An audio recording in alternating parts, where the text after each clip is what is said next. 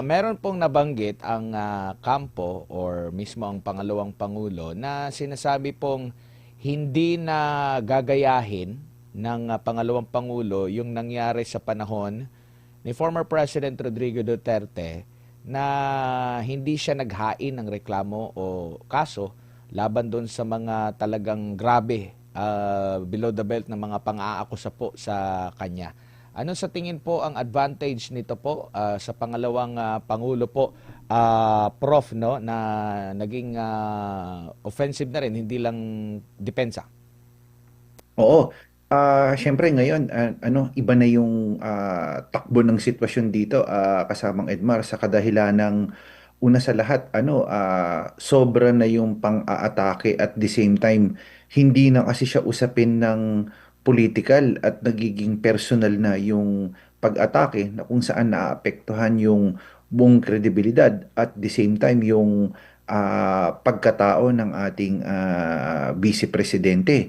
So, yung paggawa ng storya at saka yung pag-fabricate nitong mga naratibong ito, maganda na kung saan magharap-harap at ang magsingilan base doon sa facts ng case. Ika nga. So, mahalaga na masubaybayan natin ito sa pamamagitan ng factual lamang.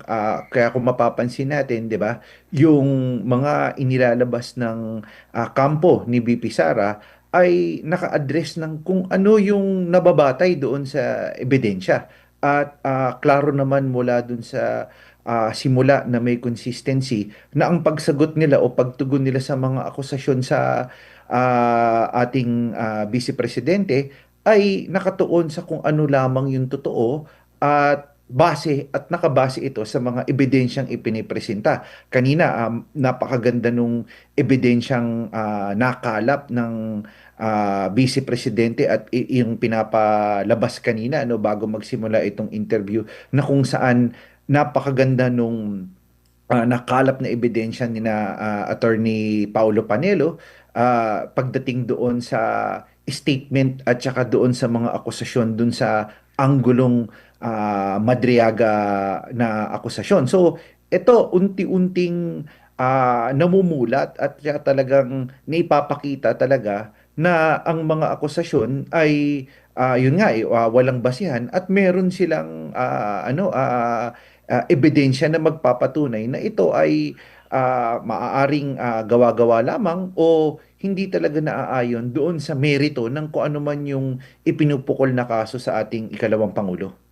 Opo, ano naman po ang maaring epekto nito sa imahe sa gobyerno sa kabuuan, no? Lalo na sa sangay po ng ating lehislatura na may kapangyarihan din na mag-imbestiga doon sa treatment sa aligasyon ni Ramil Madriaga versus doon sa treatment naman sa mga ipinahayag o mga alegasyon din nung tinaguri ang Brave 18. Magkaiba po ang treatment ng dalawang panig po na ito, Prof. Oo, magkaibang magkaiba at ito sa mga susunod na panahon, lalo na pagdating ng Miyerkules na kung saan didinigin na at ang inaantay din ng marami is a-attend ba si BP Sara doon sa pagdinig at the same time, unti-unti kasing nagbibigay linaw o naipapakita ng kampo ng ikalawang pangulo yung merito at akusasyon sa kanya na meron silang counter argument at hindi lang basta argumento, meron silang ebidensya na nagpapatunay na punto per punto na sinasagot nila yung mga akusasyon para sa ikalawang pangulo. So ano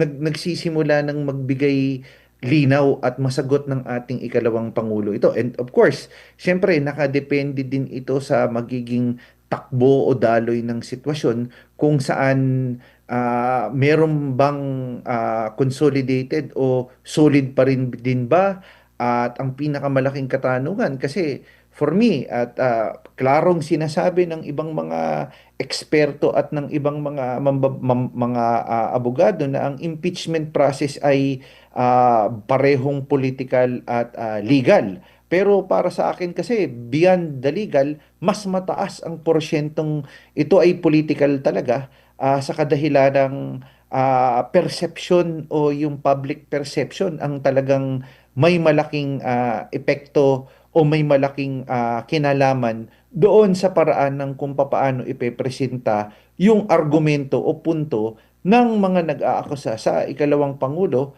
at base naman din ito sa mga ebidensyang ipepresenta din ng ating ikalawang pangulo. Opo, napag-uusapan natin yung pagpipresenta ng ebidensya. Meron pong nabanggit itong si House Justice Committee Chair Jervy Luistro na dapat daw ang respondent ang maglabas po ng ebidensya, mag-present ng ebidensya, hindi po yung nag-aakusa. Ito po ay batay daw sa House ano nila, parang Rules. House rules no sa impeachment. Ito na ba ang panibagong ano ngayon? Litis, prof na aakusan ka, ikaw ay nagnakaw. Maglabas kang ebidensya na hindi ikaw ang nagnakaw. Pwede bang gano'n na? Actually, alam niyo po, kung meron man na nakasaad yan sa kanilang rules, maganda po na ipakita, ilabas po ng ating pong mga mambabatas na ito po yung unang nakasaad sa kanilang rules dyan sa House. Ikalawa pa po, yun nga yung sinasabi natin beyond the legal, kasi at the end of the day, sa akin pong pagtingin, kahit anong ilabas mong ebidensya at anong argumentong pasok in accordance with the law, in accordance to whatever that is legal and ethical, at the end of the day, political yung exercise ng impeachment po. So yun ho yung klarong-klaro dito. At ang nakakalungkot na pare-parehong obserbasyon po ng taong bayan sa dami ho, lalo na sa krisis. Ano pala, hindi pa daw pala tayo nasa krisis, so hindi ko alam kung anong tawag dito sa ating kinaharap ngayon.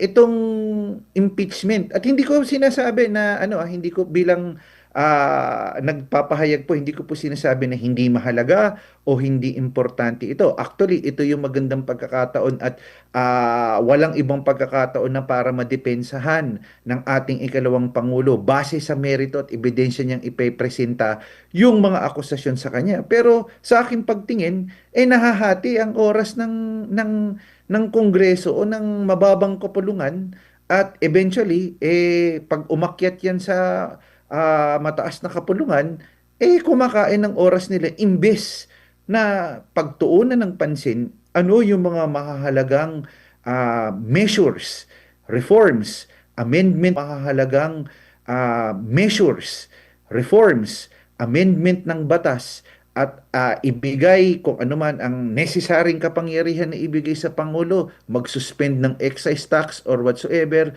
magdeklara tayo ng state of emergency para ma-mitigate natin itong crisis na ito, itong kinaharap natin. Kumakain pa ng oras itong proceeding sa impeachment. At habang tumatagal ito, ang naaantala yung serbisyo sa taong bayan. Yun yung nakakalungkot dito sa ganitong klaseng pagtingin, kasamang Edmar. Opo, yun sana din yung gusto kong bigyan diin nyo po sa mata ng mga Pilipino, ng mga eksperto, pati na rin ng mga dayuhan at ng international community. Nasa gitna po tayo ng krisis. Marami tayong kinakaharap na problema. Tapos meron pang issue doon sa korupsyon na hindi pa talaga malinaw kung sino-sino yung mga balye ng isda, mga big fishes na sinasabi po. Yet ito ngayon yung talagang pinagtutuunan nila ng pansin na kung ihahambing mo naman doon sa issue ng korupsyon sa flood control projects at iba pa, di hamak na parang magiging barya lang itong pinag-uusapan pa rito. And at the same time, yung paggugol ng oras dito compare doon sa ating isyong kinakaharap po ngayon, Prof. Ano ba ang magiging imahe na ng liderato sa kasalukuyan po sa mata ng lalo na sa international community, sa mga investors natin, sa lahat po, Prof? Nako, alam niyo po, maaaring sabihin natin at mas marami pang pwedeng pag-aaral. Ang isang manifestasyon po nito talaga, yung lalong o patuloy na pagsadsad ng piso doon sa kontradolyar na may epekto po at hindi lang natin sinasabi itong responde o response ng ating government itong sa krisis na ito. Pero maraming contributing factor eh. Pero ang isang gusto kong bigyan ng diin ay yung epekto nito doon sa ating mga mamamayan na kung saan maaaring una, magbibigay ng subsidiya. Na-appreciate natin yan. Pero ito yung tanong ko, band-aid solution yung pagbibigay ng subsidiya. Ang sabi nila, hindi naman ito isang beses, may mga kasunod pang ibibigay. Pero yung ibibigay ba nilang 5,000 sapat? At ano yung gagawing nilang measure para mas magkaroon tayo ng long-term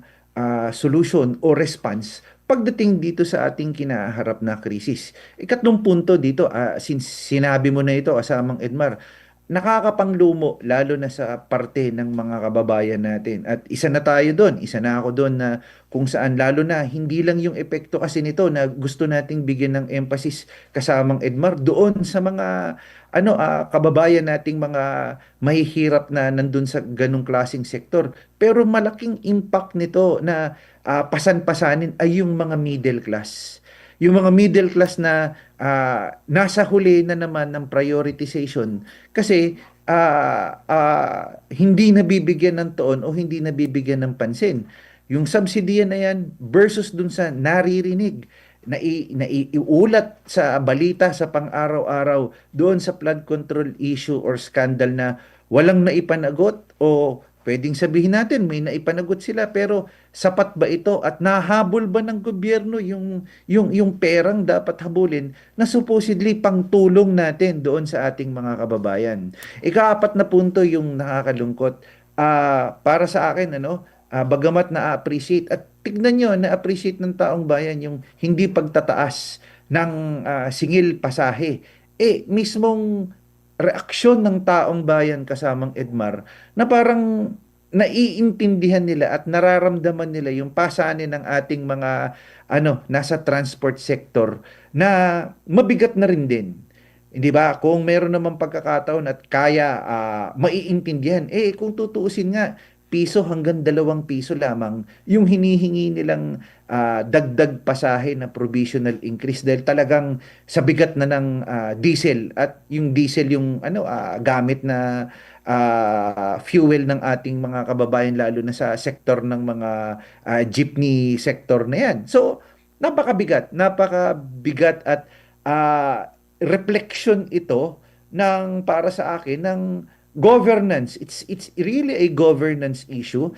It's a response. At ikatlo, yung nakakalungkot dito of all these things in front of us, nandun pa rin yung banat, nandun pa rin yung politika. Pag magbibigay si Yusek Claire ng press statement, andun pa rin din yung paraan na kung saanan, parang teka muna, kung nananawagan tayo ng pagsasama-sama at saka pagko-consolidate na kung saan panawagang magtipid, let's do our share, laging pagdating sa huli, may upak sa politika eh. Kaya alam mo